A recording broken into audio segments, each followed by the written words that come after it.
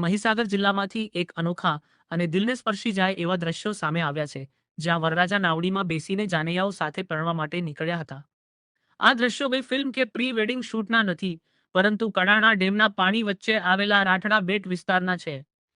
માહિતી મુજબ કડાણા ડેમના પાણીથી ઘેરાયેલા આ વિસ્તારમાં આજે પણ લોકો માટે નાવડી જ જીવનનો મુખ્ય સહારો છે. અહીં એક ગામમાંથી બીજા ગામમાં જવા માટે નદી પાર કરવી પડે છે.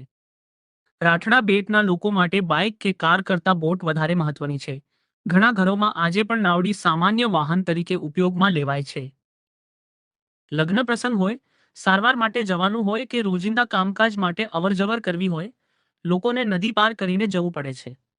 આ વખતે પણ વરરાજા અને જાનૈયાઓ નાવડીમાં બેસીને લગ્ન માટે નીકળ્યા હતા, જેના દ્રશ્યો હવે સોશિયલ મીડિયામાં વાયરલ થઈ રહ્યા છે. આ અનોખા દ્રશ્યો ગ્રામ્ય જીવનની વાસ્તવિકતા અને લોકોની પરિસ્થિતિ બંને દર્શાવે છે.